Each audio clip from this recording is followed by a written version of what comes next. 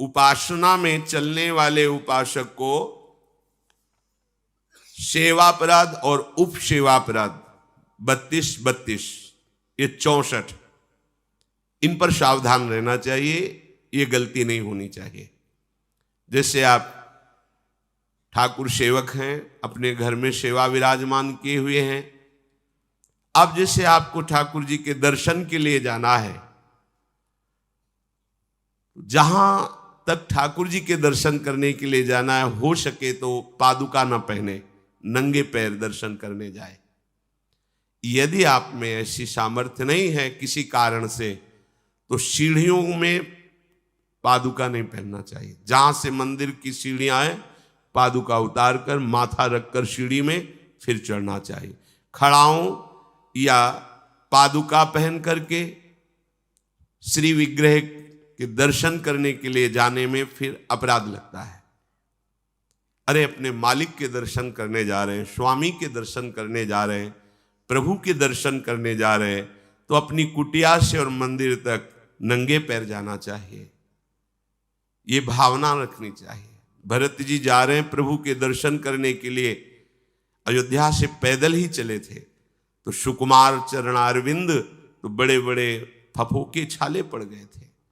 वशिष्ठ जी ने देखा, सबने मिलकर भरत जी से कहा पालकी पे बैठ जाइए। तो उन्होंने कहा हाँ, मेरे प्रभु यहाँ नंगे पैर चले हैं और मैं पालकी पे बैठ जाऊं? उचित तो यह है कि अपने प्रभु के दर्शन के लिए मैं जा रहा हूं, तो जहां जहां प्रभु के चरण पड़े वहां मेरा शीश पड़े, अर्थात सिर भर जाऊं। उचित मोरा सप्ते सेवक धर्म कठोरा, यहां मैं सर के बल चल के जाऊं पर असमर्थ हूं। तो आप कह रहे हैं पैर में छाले पड़ गए, आप सवारी में बैठ जाइए। ऐसा नहीं हो सकता। तो अपने प्रभु के दर्शन करने के लिए जब जाए, तो हो सके सामर्थ्य हो तो पादुका न पहने, कोई खड़ाऊं चप्पल जूता आदि ना पहने। अगर पहने हैं तो बस सीढ़ी तक ही पहन कर जाए, ऊपर सीढ़ियों के नहीं। इतने सुकुमार मत बनो, ये आग में जलाया जाएगा शरीर, ये गाड़ दिया जाएगा शरीर, इससे ज्यादा प्यार ना करो। दूसरा, प्रभु के जो उत्सव हैं, कृष्ण जन्माष्टमी, राधा अष्टमी और भी जो भागवतिक उत्सव हैं, यदि आप अपने आराध्य देव का उत्सव नहीं मनाते हैं तो ये सेवापराध है, मनाना चाहिए। 4 लोग मिल करके सुंदर फूलों से पत्रों से श्रृंगार करके प्रभु की जय घोष करनी चाहिए, प्रभु की कथा करनी चाहिए। आपस में बैठ करके भगवान के जन्म अवतार की, लीला अवतार की कथा कहे, नाम कीर्तन करे। अगर ऐसा नहीं करता तो ये अपराध है। तीसरा, प्रभु या गुरुदेव के सामने जाकर प्रणाम न करना, यह अपराध है। जय बार सामने जाए तय बार प्रणाम करें। अगर आप अस्वस्थ हैं, आपका शरीर काम नहीं कर रहा, तो हाथ जोड़कर सर झुका दीजिए, नहीं तो पंचांग या साष्टांग प्रणाम कीजिए। जय बार गुरुदेव से मिले, जय बार प्रभु के श्री विग्रह के सामने जाए, तय बार प्रणाम करें। अगर अपनी कुटिया में भी प्रभु विराजमान है तो जय बार उनके सामने, इससे दासत्व पुष्ट होता है, प्रभु की कृपा प्राप्त होती है, प्रणाम करें। चौथा, यदि आप अपवित्र हैं, शौच में गए हैं और वहां वैसे ही वस्त्र पहने हुए जिसमें आपने शौचालय में प्रवेश किया, शौच किया, उन्हीं वस्त्रों से अपवित्र दशा में प्रभु के सामने नहीं जाना चाहिए।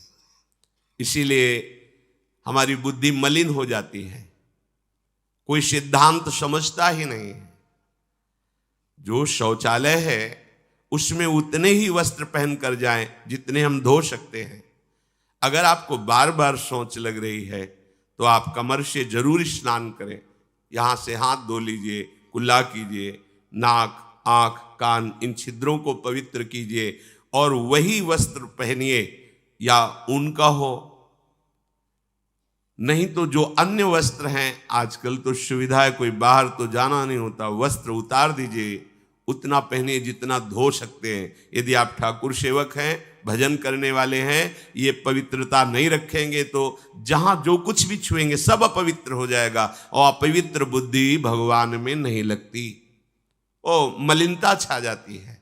अब ये आज का जो नया समाज है, शास्त्र पवित्रता को जानता ही नहीं है, तो स्वीकार क्या करेगा, और बिना पवित्र हुए हमारे विचार पवित्र नहीं होते।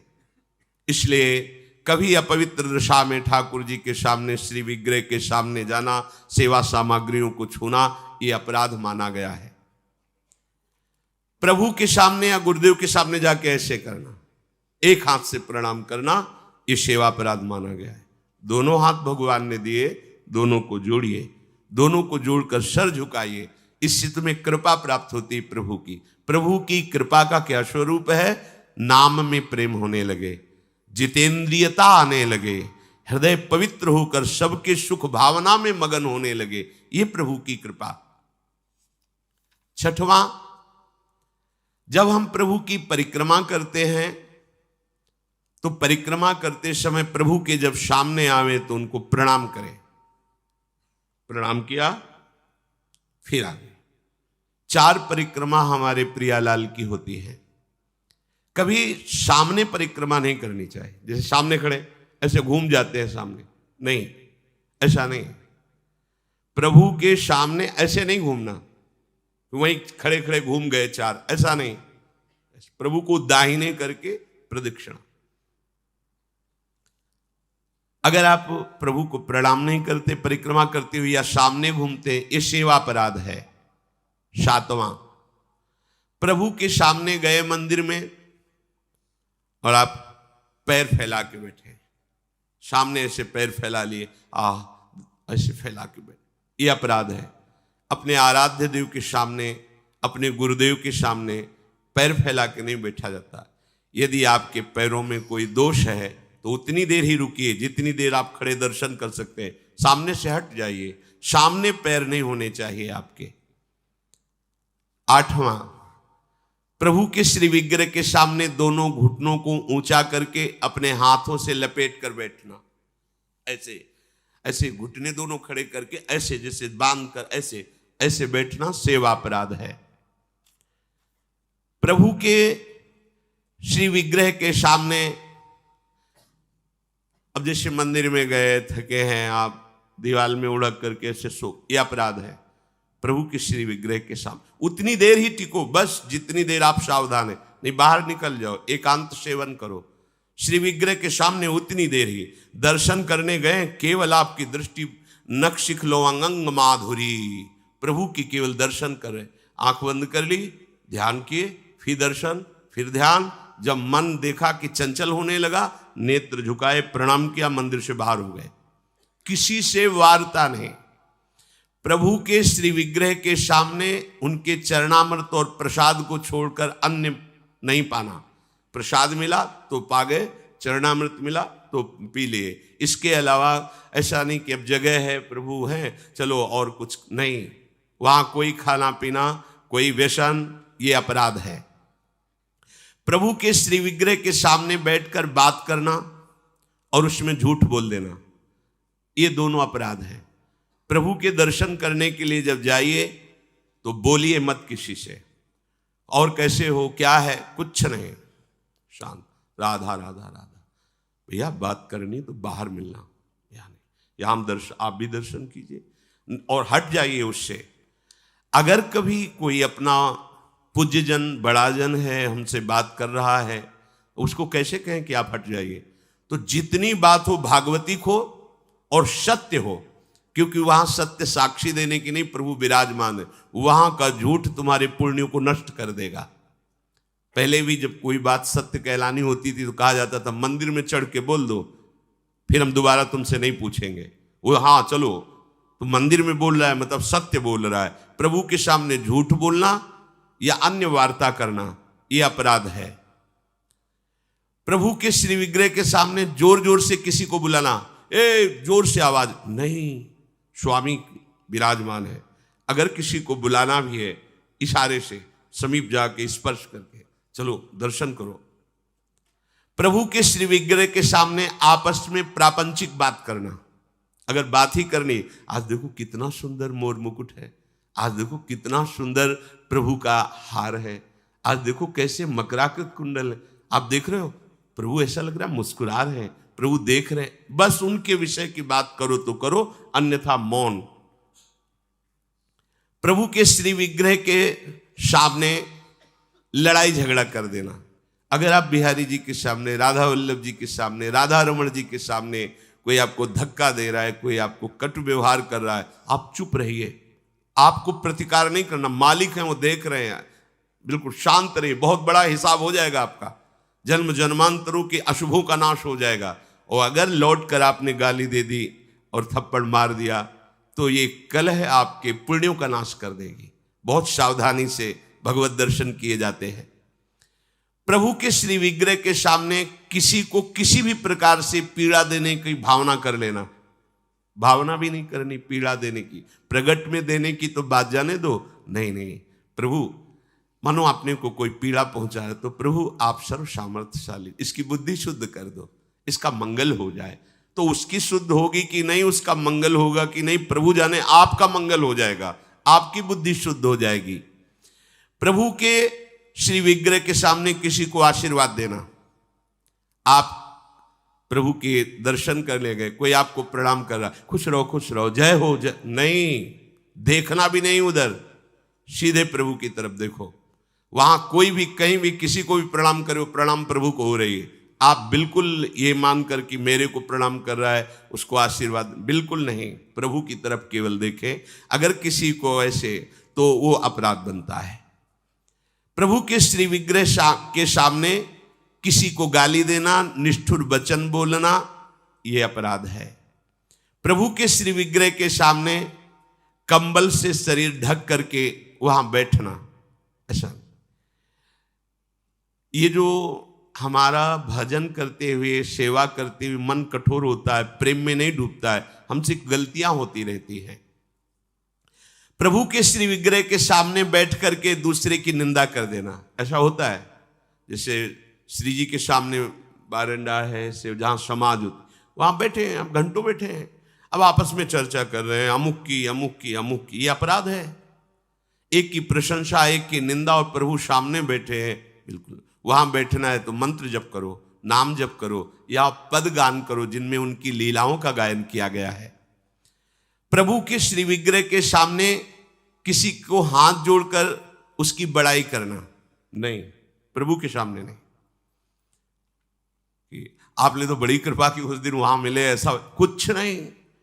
ये सावधानी रखनी है तो सावधान रहना चाहिए।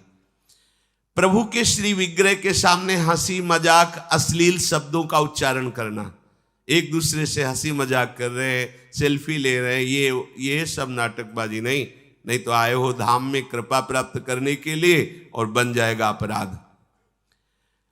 प्रभु के श्री विग्रह के सामने अधोवायु आदि का त्याग करना, ऐसा कुछ है, एक झलक लीजिए, बाहर जाइए, वहां मर्यादा है। ये कोई ऐसा नहीं कि मनोरंजन का स्थान हो, इन्हीं की कृपा से हमारा जीवन सत मार्ग में चलता है। और आपसे सच्ची कहते हैं, ये हमारे प्रभु राधा वल्लभ लाल जी, बांके बिहारी लाल जी, राधा रमण लाल जी, ये मूर्तिकार की रचना नहीं, साक्षात प्रिया प्रीतम है। हमारी भावना नहीं बन पा रही, इसीलिए है, नहीं तो इनके इशारे होते हैं, ये मुस्कुराते हैं, और जो आप बात करोगे उसका उत्तर आपको मिल जाएगा, आपके ही हृदय में बैठकर उत्तर दे देंगे। कई बार ऐसी प्रभु की तरफ से इशारे होते हैं कि साक्षात प्रभु विराजमान है, बस आपकी भावना जाकी रही, भावना जैसी प्रभु मूर्ति देखी तिन तैसी। और सेवा में आपके पास सामर्थ्य है, पर आप साधारण चीजों से प्रभु की सेवा कर रहे हैं तो यह अपराध है। जैसे एक दिन कहा था कि ठाकुर जी के सामने तो चिरौरी रखवा दी, और आप पूरा परिवार पकौड़ी हलवा से बाल भोग कर रहे, ये अपराध है। ऐसा नहीं। यदि आपके पास नहीं है तो बाजरे की आधी रोटी से ठाकुर जी प्रकट हो गए धन्ना जी के यहां। प्रभु को नहीं चाहिए, वो तो विश्व का भरण पोषण करने वाले स्वयं विश्वात्मा हैं। पर यदि आपके पास है तो उत्तम उत्तम भोग लगाइए, उत्तम उपचारों से प्रभु की सेवा कीजिए। ऐसा नहीं कि आप अपने लिए वस्त्र बहुत महंगे लाते हैं और प्रभु के लिए ऐसे साधारण कपड़े ले आए, अपने लिए अच्छी भोग सामग्री प्रभु के लिए। ऐसे दुकानों में है, सुपारी किसके लिए लेना है? आपको खाना है तो अच्छी क्वालिटी की रखिए, और अगर पूजा के लिए लेना है तो जो कोई खाएगा नहीं वो रखी पूजा वाली। सूखे नारियल पूजा के लिए, टून का कपड़ा पूजा के लिए, ये ऐसा नहीं होना चाहिए, ये सेवा अपराध है। अपने बच्चे को कैसे आप रखते हैं? देखिए, आप बाहर भी जाते हैं तो एक बोतल में दूध रखते हैं, थोड़ी सी कुछ खान पान के साथ, बच्चा है। ऐसे ही अपने ठाकुर जी को समझिए, वो आपके लाडले हैं। जो आप जल पिलाओगे वो जल पिएंगे, जो आप भोग लगाओगे भोग लगाएंगे। सेवा विग्रह में प्रभु आपके अधीन है। अगर सेवा विग्रह में आपने ऐसा बर्ताव किया जो नहीं होना चाहिए तो आपका हृदय कठोर हो जाएगा, आपकी भक्ति बाधित हो जाएगी। वैसे भी आसक्ति होनी चाहिए। जो सेवा विग्रह आपको प्राप्त हुआ उसमें आसक्ति होनी चाहिए। अच्छे से अच्छे पदार्थ देखकर मन ललचा जाए कि मेरी सामर्थ्य तो नहीं, पर अगर सामर्थ्य होती तो आज प्रभु को ये भोग लगाते, आज प्रभु को ये पहनाते, तो आप ये समझो आपको उसका फल मिल गया। चढ़ा नहीं पाए, समर्पित नहीं कर पाए, पर उसका फल आपको मिल गया, क्योंकि आपने विचार किया ना, भावना की ना, और प्रभु भाव ग्रहण करते हैं। प्रभु को बिना अर्पित किए किसी भी वस्तु को खाना पीना यह सेवा अपराध है। यदि आप गुरुमंत्र लिए हो, ठाकुर सेवा विराजमान किए हो और आप बिना अर्पित किए पाते हैं तो अपराध है।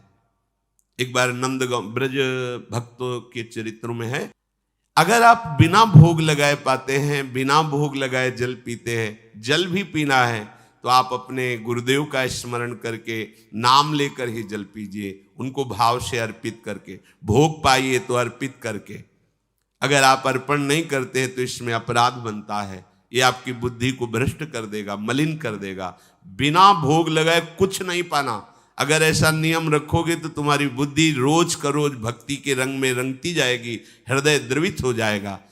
बिना अपने आराध्य देव को अर्पित किए हुए कुछ भी नहीं स्वीकार करना। अगर हमें वस्त्र भी पहनना है तो पहले प्रभु को अर्पित करना है। अगर ऐसी भावना रखोगे तो बहुत जल्दी प्रभु कृपा करके अपनापन आपके हृदय में प्रकट कर देंगे। जो सबसे बड़ी सिद्धि है कि श्री जी हमारी लाडली, जो हमारी, ये भाव आ जाना, हमारे माई श्यामाजू को राज, ये सबसे बड़ी सिद्धि हृदय में आ जाना। जैसे मीरा जी कहते, मेरे तो गिरधर गोपाल दूसरो न कोई।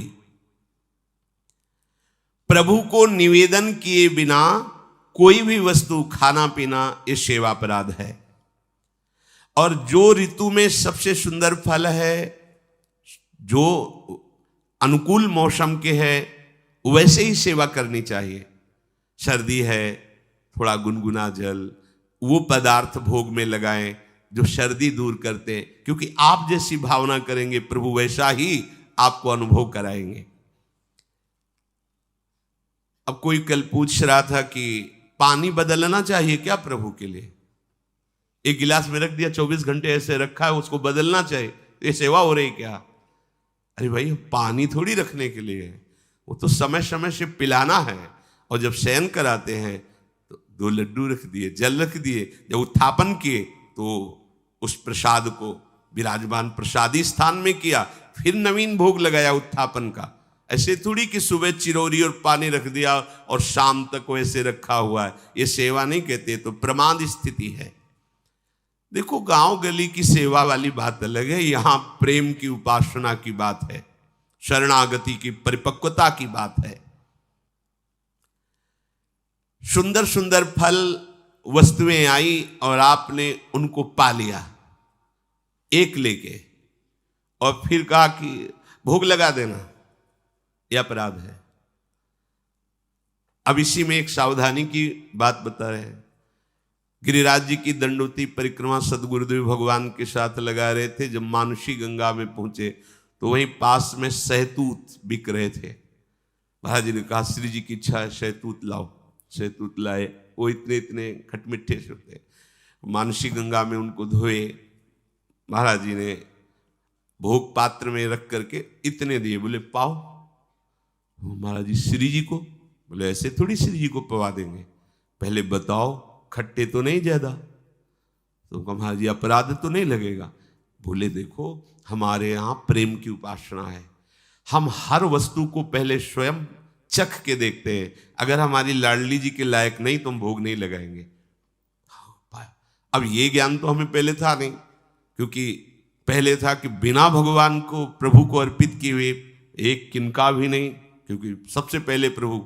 लेकिन ये इससे भी श्रेष्ठ बात है, हमारे लाडली लाल को कहीं ऐसा कोई भोग न लग जाए जो दुखद हो, तो हम पहले कढ़ी चावल रोटी सब सामग्री बनी। अब हम देखेंगे, पहले एक चम्मच निकाले, अलग लिए, हाँ कढ़ी ठीक है, बहुत सुंदर, ठीक, आज थोड़ा नमक कम है, थोड़ा सा और मिला देते हैं, या चीनी कम है खीर में, थोड़ा सा और मिला, फिर हाथ धोया, आचमन किया, फिर वहां से उसको ठीक किया और फिर भोग लगाया। ये प्रेम की उपासना की। यहां जो बात कह रहे कि अच्छे अच्छे फल लेके उठाए खा लिए, हाँ अपने स्वाद बुद्धि से अपने उदर पर पोषण के लिए यदि आपने ले लिया है, तो अब आपने कोई भोग सामग्री, लड्डू या पेड़ा रखे हुए हैं श्री जी के लिए, रोज भोग लगता है, और डिब्बा को खोला है, प्यास लगी है, एक पेड़ा लिया, पानी लिया, और वो अमनिया नहीं रह गया। अब आपने ले लिया, पहले तो अपराध लगा कि आपने अमनिया पाया, दूसरा सारा वो पदार्थ जो रखा था वो सब बेकार हो गया, श्री जी के भोग लायक नहीं। बहुत होश में सेवा में प्रभु के श्री विग्रह के सामने पीठ करके बैठ जाना। सामने श्री जी विराजमान है तो उनके सन्मुख होकर के बैठिए या साइड में बैठिए, ठीक उनके सामने पीठ नहीं होनी चाहिए। प्रभु के श्री विग्रह के सामने किसी को प्रणाम करना, जैसे श्री जी के दर्शन करने राधा वल्लभ जी के गए हैं तो आंख बचाइए, किसी को आंख ना मिलने पावे, बड़ा छोटा कोई भी, बस मन से सबको प्रणाम, बस सीधे प्रभु से आंख मिला लीजिए। अगर वहां गुरु जी पधारते हैं या गुरु स्वरूप महापुरुष कोई पधारते हैं तो श्री विग्रह के सामने से हट जाइए और दूर हो करके फिर उनको लक्ष्य करके प्रणाम कीजिए, पर सामने नहीं। जैसे ऐसे सामने दर्शन कर रहे हैं तो उसमें हम प्रणाम करेंगे तो उनकी दृष्टि हमारी तरफ आएगी, तो हमारे द्वारा ये बाधा पड़ गई उनकी एकाग्र। और दूसरी बात, शास्त्र मर्यादा भी है प्रभु के साथ। अगर आप प्रणाम करते हैं तो कई बार हमने देखा है कि जैसे सदगुरुदेव भगवान दर्शन कर रहे हैं तो हिम्मत ही नहीं थी कि प्रणाम कर लो, क्योंकि उन मतलब वो उनकी कृपा से मन पर इतना शासन था, बिल्कुल पीछे साइड में उनके सामने जाने की, क्योंकि वो आँख जब मिल रही तो फिर बीच में नहीं।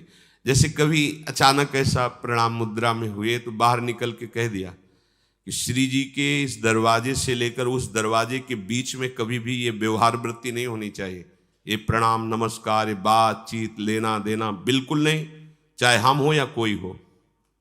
तो अब उनका आदेश, तो ऐसे नेत्र से प्रणाम किया अपने दर्शन। श्री जी के सामने, श्री विग्रह के सामने किसी को प्रणाम ना करना, श्री जी के सामने प्रणाम ना करवाना और प्रणाम ना करना, केवल श्री जी को प्रणाम करना। हाँ गुरुदेव हैं तो उनको मानसिक प्रणाम कर, लेकिन उनसे भी प्रार्थना करना, बातचीत करना, कोई सलाह लेना या कोई चर्चा करना निषेध किया जा रहा है। कुशल प्रश्न, उनका स्तवन आदि, क्योंकि उनको विघ्न पड़ेगा। हमारी श्री जी में गुरुदेव में अंतर नहीं, लेकिन इस समय गुरुदेव की दृष्टि श्री जी में है। अगर हम जरा भी बातचीत की, प्रणाम कर रहे तो उनकी चित्तवृत्ति, उनकी दृष्टि हमारी तरफ आएगी, ये हमारे द्वारा अपराध बन गया। हम उनको सुख प्रदान करने के लिए हम छुप जाएं कि वो हमें देखे भी ना और वो श्री जी को देखे। अपने मुख से अपनी प्रशंसा करना ये सेवा अपराध के अंतर्गत है। सेवक को कभी स्वामी के सिवा किसी की प्रशंसा नहीं करनी चाहिए, ना अपनी ना पराये की, केवल अपने आराध्य देव की बात। किसी की भी निंदा करना बिल्कुल नहीं, ये तो घोर अपराध वृत्ति है। पर निंदा के किए ते आवत नहीं कछुआत, मूर्ख पर्वत पाप को ले चल अपने साथ। अगर हम किसी की निंदा कर रहे हैं तो उसके सारे पाप हमारे पास आ रहे हैं, ये आप सच्ची समझ लीजिए। बिना पाप कर्म किए, पाप का बोझा आपके माथे पे लद जाएगा यदि आप किसी की भी निंदा करते। काहे को इतना बड़ा घाटा करते? तो निंदा तो नहीं करते पर सुन लेते हैं, कोई कहता तो दोनों का एक ही फल है, कथन श्रवण का एक ही फल है। जैसे एक पाप आचरण कर रहा है और एक पापाचरण की प्रेरणा दी है, जाओ ऐसा कर लो, और एक कहां जा रहे हो, ऐसा करने जा रहे हो, हाँ ठीक है करो, तीनों को बराबर दंड मिलेगा। कर्ता, प्रेरक, अनुमोदन। अनुमोदन हाँ हाँ ठीक है, प्रेरक हाँ ऐसा कर दो, और वो जो कर्ता चाहे शुभ कर्म हो, तीनों को बराबर फल मिलेगा। अच्छा कहां जा रहे हो, परिक्रमा, अरे भाई बड़े भाग्य की बात है, वृंदावन की परिक्रमा देना, अवश्य लगाओ, नाम जप करते हुए लगाना, पूरा परिक्रमा को उसको फल मिलेगा। अच्छा बैठे क्या कर रहे हो, 2-3 घंटे आप ऐसे बातचीत में नाम कीर्तन करते हुए परिक्रमा लगाओ ना वृंदावन के, चलो छाह लगाते, ये प्रेरणा हुई, वो अनुमोदन हुआ और वो परिक्रमा लगा रहे, तीनों को बराबर फल मिलेगा। ऐसे ही पाप कर्म में है, कर्ता, प्रेरक, अनुमोदन, तीनों को बराबर दंड मिलता है। ये हुए 32 अपराध सेवा के, और 32 उप अपराध। राजा के अन्न का भक्षण करना उप अपराधों में आता है। यदि वो वैष्णव नहीं, भगवत प्रेमी नहीं है, तो राजअन्न को निषेध माना गया है। अंधेरे में श्री विग्रह को रखना, जहां श्री जी विराजमान है वहां एक दीपक ही चाहे जल ले, लेकिन जलना चाहिए, प्रकाश रहना चाहिए। अगर प्रभु शयन भी कर गए तो भी एक दीपक जलना चाहिए। अब तो दीपक की बात ही क्या है, अब तो लाइट व्यवस्था है, तो छोटा सा प्रकाश का ऐसा। जो गुरुदेव ने नियम दिए हैं उन नियम के अनुसार आपकी दिनचर्या होनी चाहिए। मनमानी नहीं, ये मनमानी दिनचर्या का फल होगा गुरु की प्राप्ति, पर भगवत प्राप्ति होगी गुरु प्रदत्त दिनचर्या से। प्रभु के मंदिर में उत्साह पूर्वक प्रभु की सेवा करना, घंटा नाद करना, शंखनाद करना, मृदंग नाद करना, ऐसा। कोई भी अभक्ष वस्तु प्रभु को निवेदन करना ये निषेध है। भगवान ने सब बनाया है तो भगवान को सब हम तो प्याज लहसुन का भी भोग लगा देते, कुछ लोग कहते हैं यह अपराध है। बिल्कुल नहीं, सात्विक भगवान ने आदेश किया है, सात्विक वस्तुओं का भोग लगाइए, इसीलिए निषेध किया जाता है आप ये मत खाइए, आप ये मत खाइए। अरे क्या है, इतनी सी जिह्वा है, यहां से स्वाद खत्म है, यहां से स्वाद है नहीं, केवल इतनी जिह्वा में जितनी देर रहेगा उतना ही स्वाद है। काहे को इस दुष्ट को इतना चंपल बना दो कि दूसरों का हत्या करके मांस खाने के लिए राजी हो जाए, दूसरों के जीवन को नष्ट करने वाली बना दे। ये स्वादेंद्री, रसेंद्री, इसको, ये बड़ी दुष्ट है, इसको शासन में रखो। कुछ नहीं होना, बस इतने से यहां गया, घाटी के नीचे माटी मल बन गया, कुछ नहीं है, बाहर है तो बेकार, बस उतने ही में स्वाद है। ये आज तक तृप्त नहीं हुआ, जीवन हो गया इसको खवाते हुए। किसी और का जूठन अपने प्रभु को भोग नहीं लगाना चाहिए। सब भगवत स्वरूप है, पर जैसे अपने प्रियालाल को भोग लगाना है, बोले वहीं और भी भगवत स्वरूप विराजमान, उनके आगे थाली करके फिर ले गए प्रियाल, यह अपराध है। एक तो अपने आराध्य देव का अनन्य होना चाहिए, और अपने प्रियालाल का भोग चाहे जो कोई पाले, लेकिन किसी और का अपने प्रियालाल को भोग नहीं लगता है। सर्वोपम नवनिवृत्त निकुंज विहारिणी बिहारी जू का। अब जैसे कोई भोजन आदि बना है और उसको कोई भी जूठा कर दे, कोई भी बच्चा या कोई भी, कैसे उसे प्रभु को हम भोग नहीं लगा सकते। और सेवा करते समय बोलना मना है। जैसे श्री जी को आप स्नान करा रहे हैं, श्रृंगार कर रहे हैं, तो या तो पद गाइए या नाम कीर्तन कीजिए या मंत्र जप कीजिए। बातचीत करते हुए सेवा नहीं, यह अपराध है उप अपराधों में। इतना पाइए कि सेवा पूजा करते समय बार बार वो अधोवायु हो, ये सब, इसीलिए साधक की तरह भोजन पाता है। किसी से छीन करके जबरदस्ती प्रभु की सेवा पदार्थ लाना, ठीक नहीं है। श्रद्धा से दिए गए पदार्थ से ही भोग लगे। देखो, भगवत मार्ग में टैक्स नहीं लगता। जो सच्चा भगवत मार्ग में कहीं किसी में टैक्स नहीं है। ये हमारी अलबेली सरकार है, सब फ्री। हाँ, तुम्हारी श्रद्धा है, एक फूल रख दिया, एक फल रख दिया, वो आपस में भोग लगाकर प्रसाद रूप से सेवा में आ जाए। ये करो तो इतने रुपया, यहां पर्चा भरो तो इतने रुपया, यहां तो इतने रुपया, तो वो रुपये ही है, सत्य मार्ग नहीं है। सत्य मार्ग श्रद्धा का विषय होता है, टैक्स का राजकीय मार्ग होता है।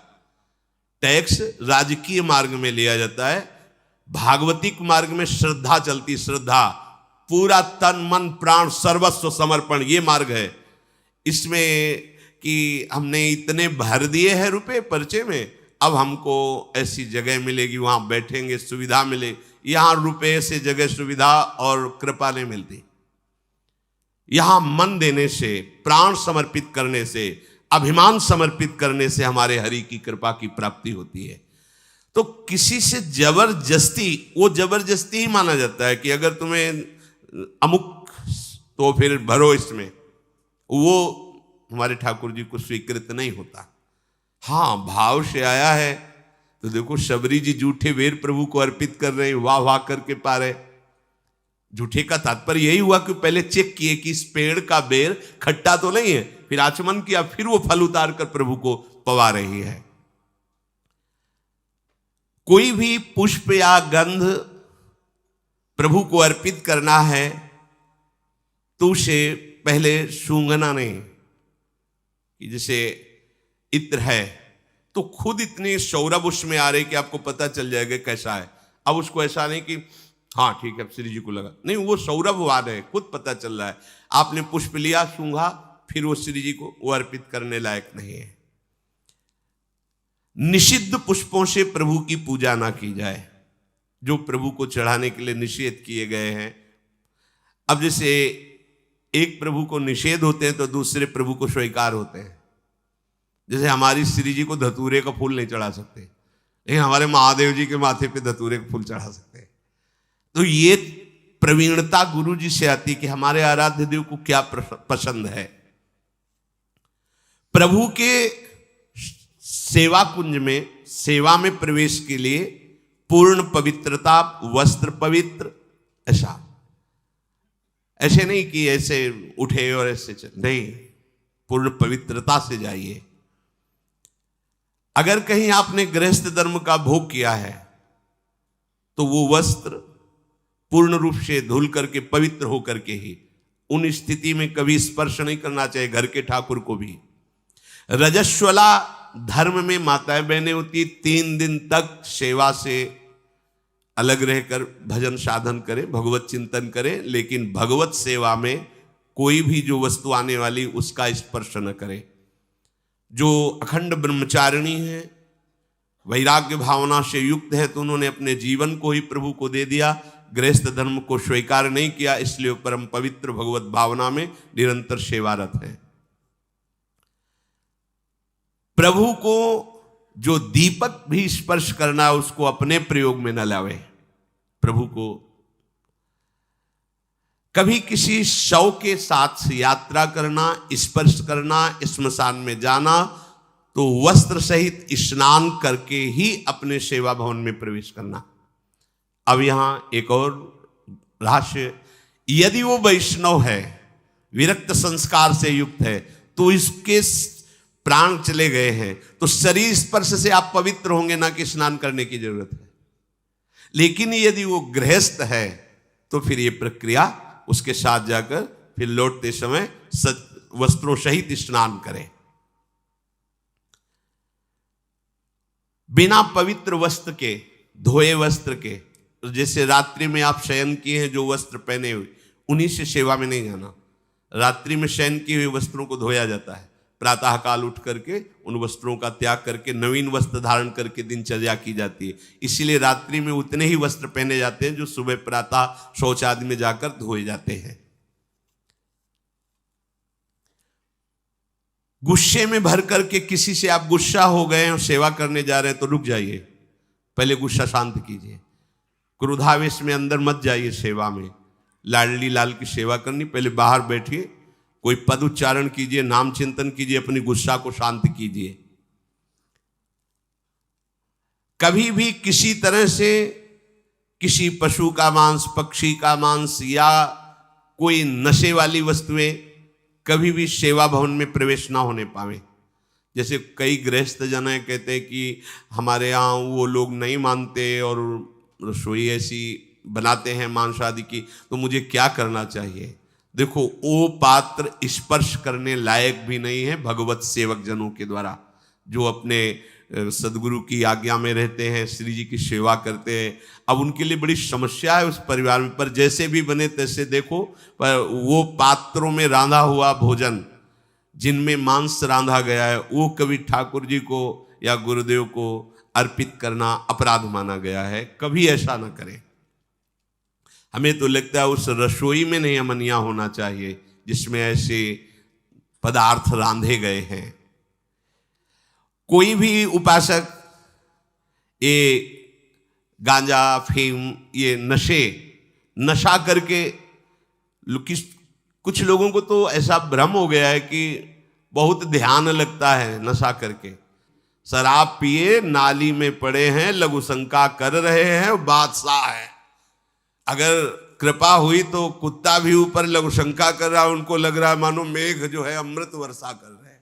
हाँ, नशे में वो तो दृश्य है, वो तो देखने को मिलते हैं, कोई ये अलौकिक बात थोड़ी है। नशा लिया, आपके सारे यंत्र मूर्छावस्था को, शिथिलता को प्राप्त हो रहे हैं। बोले बड़ा आनंद आता है भजन में आनंद आता है। भजन में तो आनंद तब आता है जब सावधान और चेतना युक्त होकर मन से लड़ करके प्रभु में चित्त को जोड़ो, तब आनंद की प्राप्ति हो। कोई भी नशा भगवत प्राप्ति करा देता तो शास्त्रों में लिखा होता कहीं नहीं, सब जगह महापुरुषों ने निषेध किया। कुछ सिद्ध पुरुषों में ऐसी लीलाएं होती हैं, पर उनकी हम होड़ थोड़ी कर सकते हैं। एक महापुरुष थे जो 10 ग्राम संखिया जहर रोज पाते थे। 10 ग्राम, अगर 2-4 बीज संखिया जहर के पालो तो मर जाओगे। तो उड़िया बाबा को विश्वास नहीं हुआ, तो जहां सुना वहां गए और उनसे कहा, महाराज आप 10 ग्राम संखिया जहर पाते हैं? बोले रोज। बोले 4 बजे पाते हैं? तो बोले हम रुकेंगे आपके पास, देखेंगे। 4 बजे सिलबट्टा में रखा, इतने बीज 10 ग्राम में चढ़े होंगे। और बाबा ने देखा कि बोले इतने में तो 150 लोग मर जाएंगे। और बांटा और धो करके सिलबट्टा अपने खप्पर में डाला और पी गए। बाबा ने कहा, हमको इसका रहस्य बताओ कि जहर आप पर प्रभाव क्यों नहीं करता? तो बोले आज से थोड़ी खा रहे हैं, हमने बचपन से अभ्यास किया था। एक बीज लेके घसा और चाट लिया। वो एक बीज का अभ्यास करते करते आज 1 तोला 10 ग्राम जहर पचा लेता हूं। ये संतों की लीलाएं होती। कई ऐसे महापुरुष होते हैं जिनमें बातें देखी जाती है, पर वो बात साधक को नहीं स्वीकार करनी। वो सिद्धावस्था को प्राप्त महापुरुष क्या लीला करते हैं। अभी कल के सत्संग में था, उपनिषद में आचार्य गुरुदेव अपने शिष्य से कहते हैं, जो मेरे आचरण शास्त्र से प्रमाणित हो वही आचरण करना, सब मेरे आचरण अनुकरण मत करना। भगवान शंकर जगत गुरु हैं। हलाहल विष पान किया, गले में रोक लिया, हम एक घूंट पानी नहीं रोक सकते। एक बूंद घाटी द्वार में चला जाता है तो खोक खोक करने लगते हैं। समुद्र मंथन के द्वारा निकला हुआ हलाहल विष भगवान गले में रोक गए। शरीर में तेल आदि लगा करके भगवान की सेवा में जाना निषेध किया गया है। तेल लगाने का ऐसा स्वरूप है कि नहाने के पहले आप लगा सकते हो, नहाने के बाद रज लगाओ वृंदावन की, तिलक लगाओ और फिर श्री जी की सेवा में जाओ। तो इन अपराधों से मुक्त होकर के हमारी सेवा भावना पुष्ट होती है।